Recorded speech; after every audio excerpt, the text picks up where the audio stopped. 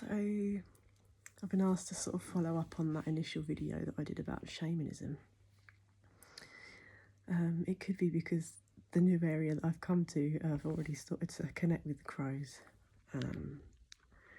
and some of the other animals. A grasshopper hopped onto me yesterday. I was like, oh, there's a grasshopper. It came straight on. And for some people, they just think, oh, whatever. But grasshoppers are quite prominent in Native American history, which is a theme that has been sort of activated over a series of events in the past years.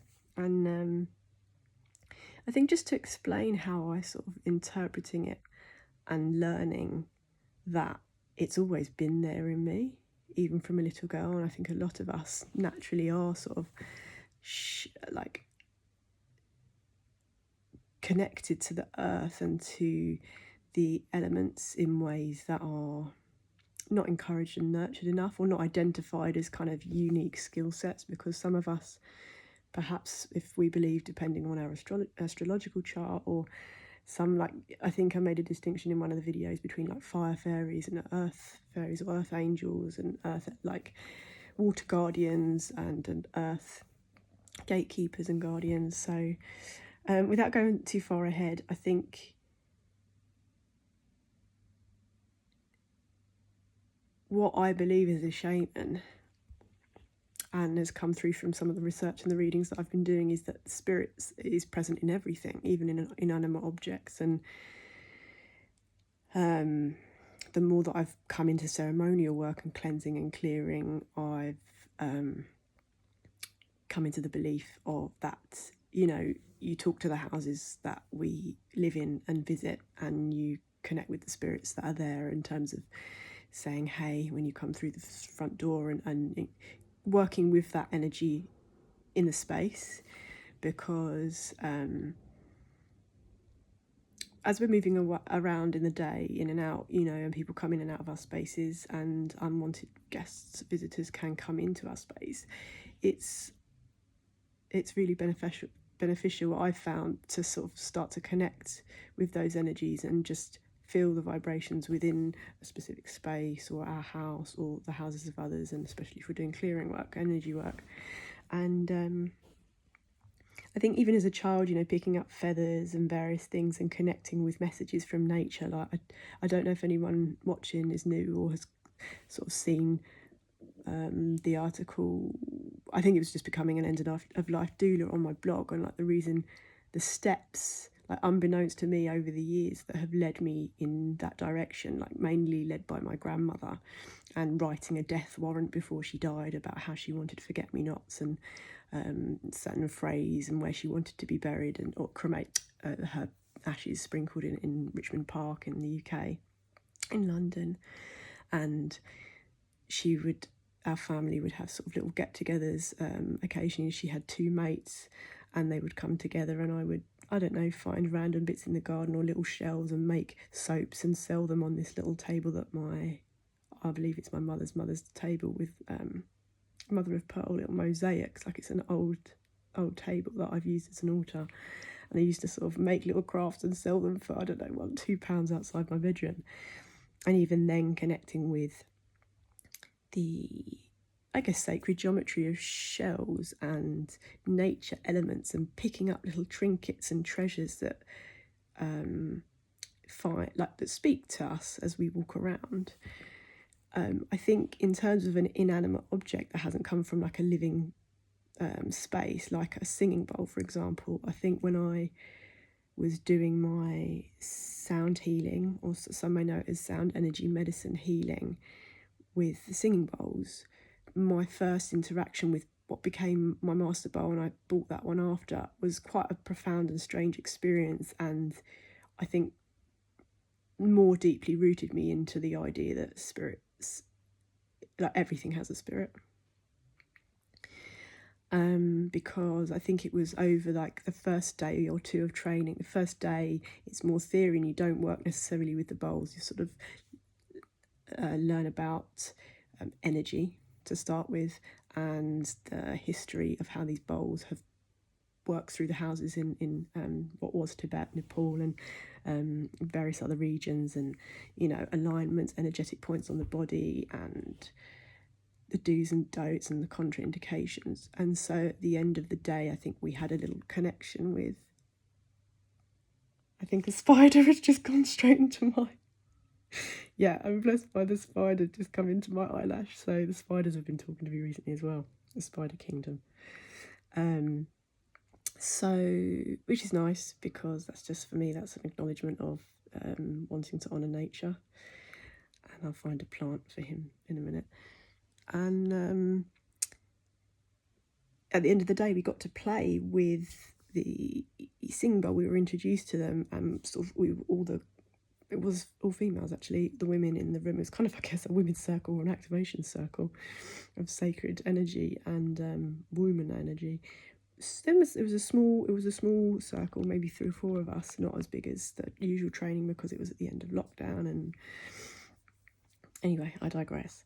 Little group of us just sitting down at the end of the day, and the bowls were in the middle. Some were to purchase and others were not, but we didn't know which one. And then we went into a short meds and we just learnt a few things. And then as I opened my eye, and she said, well, sometimes the bowls will call you, and you may or may not like to purchase one today or tomorrow or another time after the course. And I sort of, we were talking and engaging. I wasn't actually looking at the bowls. And as soon as I turned my head, boom, like my bowl, this bowl spoke to me.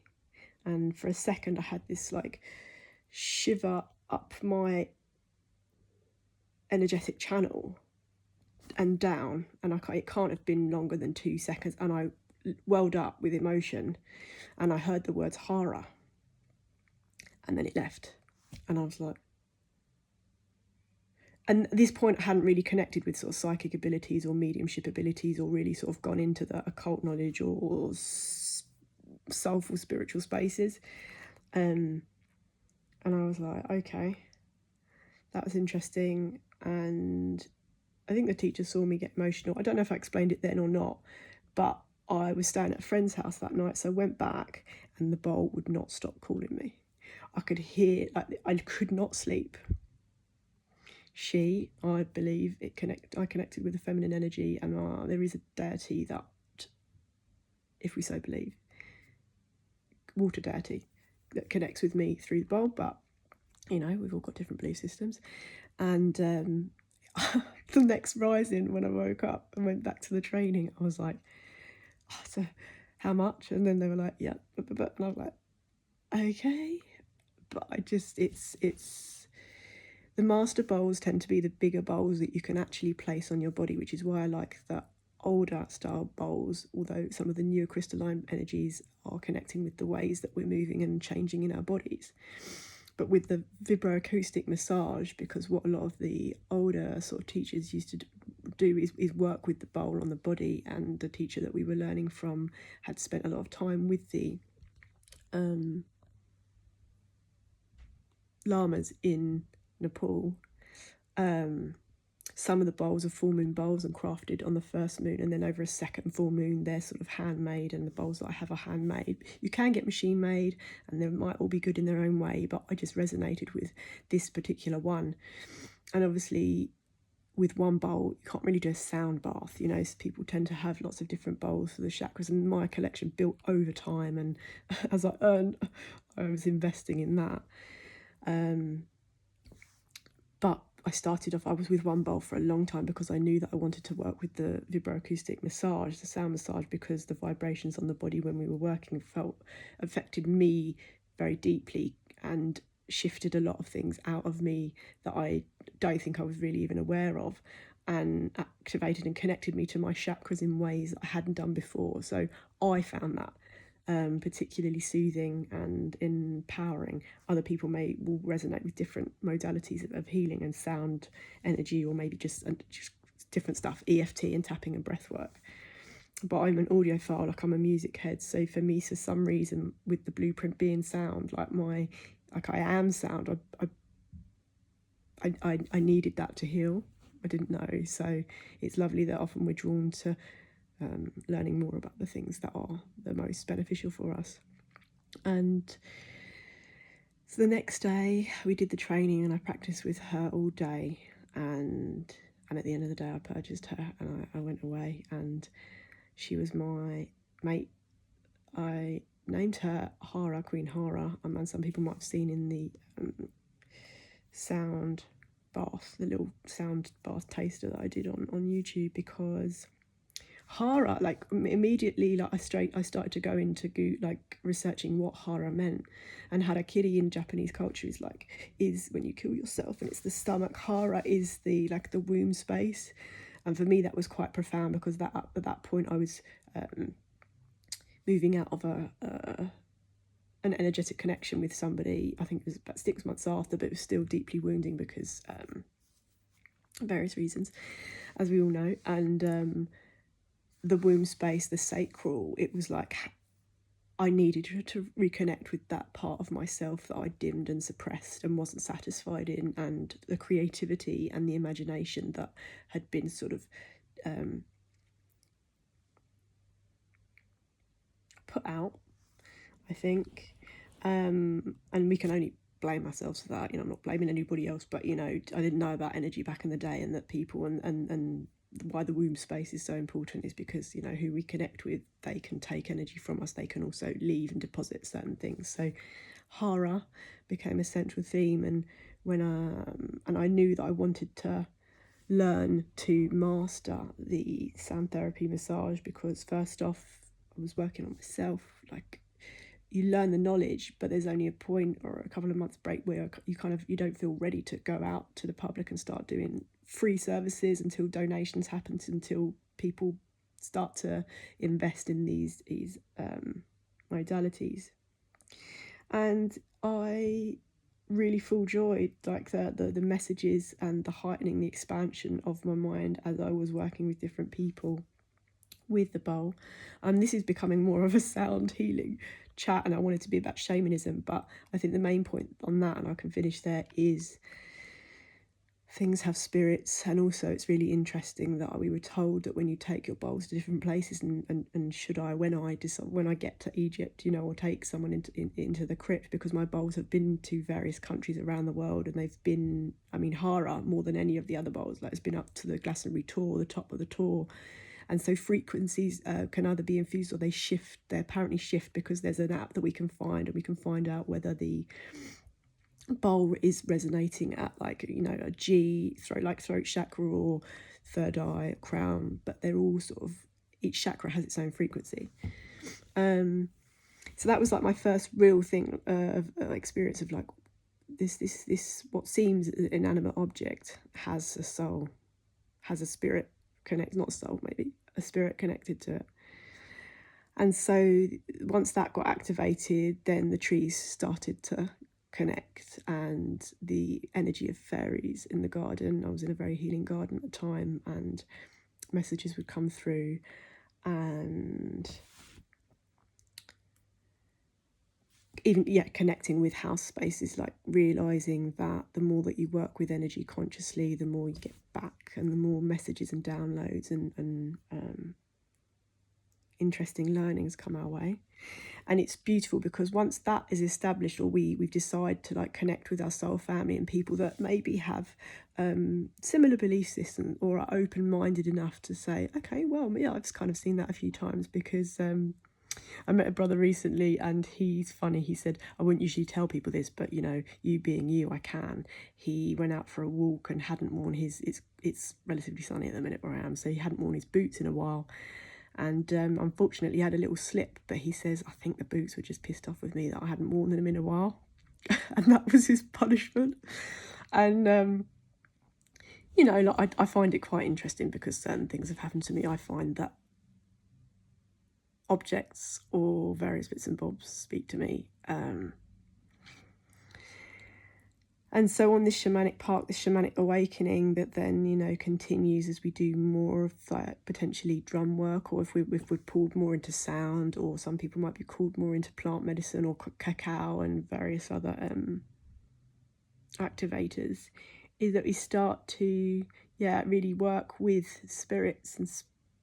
And I was in another place recently as well, and it's not my place to tell people that I can feel the spirits in their house. And at this point, I I was in an old place and there were younger spirits, very playful, and it for me, it doesn't bother me anymore. I end up just saying, like, listen, I'm really tired, can you just leave me alone, please? Like, look and have your, get to know my energy, but like, you're cool, but can you just not watch me sleep? Can you just like leave? With love and respect, I acknowledge your presence, but I was just felt these children playing. And I'm not gonna, it's not my place to relate that to people, because there was another building and I felt an energy and found out that someone had died downstairs, and people are like, and we were talking about, should you, if you buy a house or move into a flat, should the person or the landlord have the responsibility to tell you these things? And I think maybe moving forward, as energy becomes more spoken about and commonplace, is that I believe all of that information should be divulged, because ultimately, even if people died in the place where you move and it spooks you out a bit, spirits are everywhere. It's not like a window is going to stop something from coming in or out unless you have protective energy and you've sort of banished certain things from your space and we can control. But if we're not working consciously, then spirits are everywhere. And I think that's why talking and bringing love into spaces and being grateful for someone hosting you, or allowing you to come into their space to energetically clear, is important, because I believe that our thoughts are heard before, well, spirit world hears our thoughts before the words leave our mouth. And sometimes, I had an incident yesterday where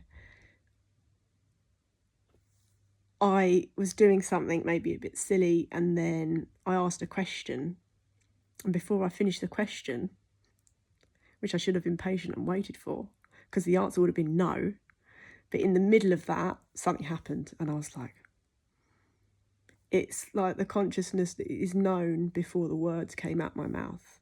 And that speed is also increasing the more that you work with energy, or maybe in the current upgrades, I don't really know. It's getting really, really long, but for some reason it feels important to be sharing this kind of stuff about how I moved onto a more purposeful path after being really quite out of sync and quite out of alignment in my life. I'm not saying I wasn't unhappy all the time or I hated myself all the time, but I wasn't the best version of myself at all, and I wasn't around energies conducive to a harmonious, fulfilling lifestyle. That wasn't always about the grind 24/7, which I don't believe is sustainable and is hurting the people in many ways. So many of us are awakening now, and I believe fundamentally we're all shamans at heart, because I'm not the only one that goes around or gets told to pick up a leaf or this, that and the other, and especially if I've like done a stint 2 weeks somewhere, moved somewhere else, and I create temporary altars wherever I go. Like within the first 24 hours of wherever I go, there's always this like initiation, welcome situation, which sometimes isn't always pleasant, because I know people with big personalities and energies, and it can be like, so I have a little bit of a integration time, and then I'll be going outside just to connect with the land where I'm at, and then a feather will come, or a snail shell, or I get an animal, and that becomes part of this little temporary altar with where I'm at, where I stay at that place. And then when I move on, I say goodbye to the area and thank the energies and spirits for helping me move through this new location. Because nothing happens randomly, everything is significant in its own way, and at present I find myself that is connected to part of my childhood and family history, and I have a few bits and bobs to do and places to visit and energies to connect with. So I'm grateful I found out that this path of mine has been felt and found by many others, and there's some beautiful papers are about shaman. I think Joan Halifax, I can't remember the name of, let me see if I can find this document. When I was researching for that Roots, Rosklots and Rainsticks article, the Shaman's Initiation, Joan Halifax, I don't know what year it was that she wrote it. It's kind of like an academic paper. I may have tagged it onto the article, but it was all about the shamanic initiation, and I read it and I was like, oh, that's me. It feels very aligned with what I've been through. So many of us might be awakening these parts of ourselves, remembrances of, or spirits, shamanic practitioners and guides may be wanting to put energy and messages through us as well, whether that is to be shared publicly or not. They'll give us the messages, but I think it's a time to really, really be open, and nature is always the one to ground, because there's so much the stuff that's ungrounded now. I'm watching people who are, it's not about intellect. This is highly people are highly intellectual, but and doing plant medicines, and I'm not here to judge anybody, but there has to be integration periods, there has to be times of down periods, like to be doing things all the time. Like, I never do mushrooms by myself. I kind of get called, and I don't do anything excessively because I don't want to be dependent or addicted to anything. I can see certain toxic patterns and karmic loops that I've gone through, but like, there has to be a level where we ground. And recently I've sort of moved away from a few situations where I just didn't feel that the personal responsibility and gratitude for life and living was aligned with mine. And so at that point, I don't want to judge someone, just move away. But for me, if someone is excessively, like, well, one, not grounded initially and not 100% in a happy space mentally, to then be abusing plant medicine and thinking that that's the answer, is an escapist path, I feel. And if someone wants that and they identify as escapist, great. For me, what I can see now is like, we can delay the healing process, and we can be in denial, and grief and loss bring that sort of, is it the wave of, anger, denial. Like, we'll all go through the emotions, and I trust these people will ground and find their own way of becoming less dependent and escapist in the use of natural medicines. But also when that's mixed in with other things like, I don't know, synthetic drugs as well, a lot of us that maybe get called to plant medicine have very sensitive powers, I'll just call them abilities, which is great, and that's why we can take so beautifully to those substances.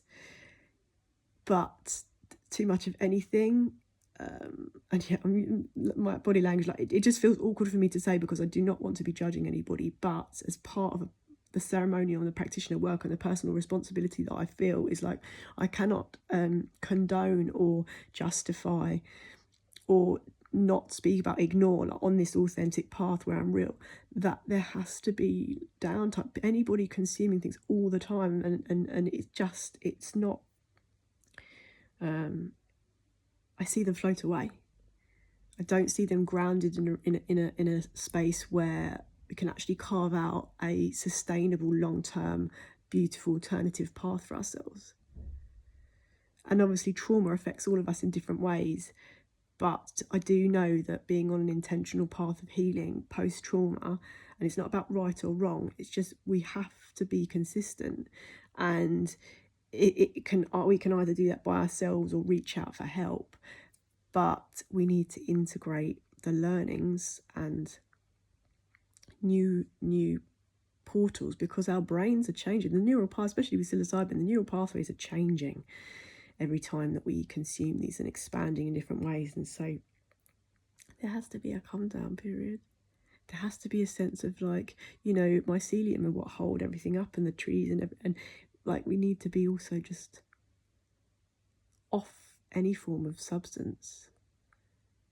to see where we may or may not need to make changes to lead us to the perfect timeline. And I say perfect, nothing's perfect, but then there's that thing about everything's perfect, you know, perfectly imperfect.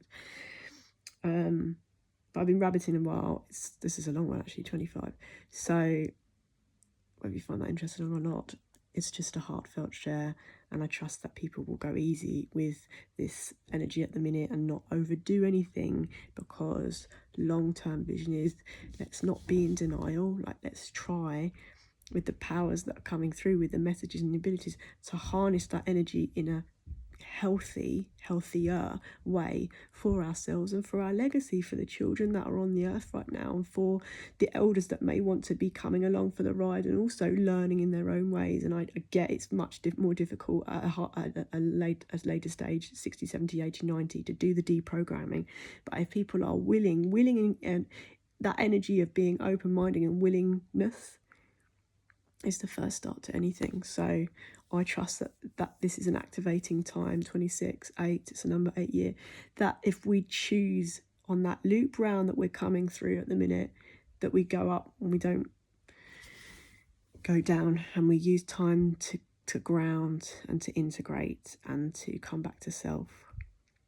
And it's tough and uncomfortable, and I'm not saying everybody needs to do solitary stuff, but there's many benefits. We can still have a supportive community or small group of friends or soul family that we share those moments with, because also they will act as catalysts and activators and space holders, which is kind of beautiful when I'm usually a space holder for others. So it's lovely to meet people that I feel don't judge, and they're not in competition with me. You're just completely matched and can hold space and listen, which I have found is very, very rare for me over the years, because and this is not about bragging, but I, for some reason, intimidate, or I annoy people, and it's a shame, because I ain't here to prove anything to anybody. I want us all to find our power.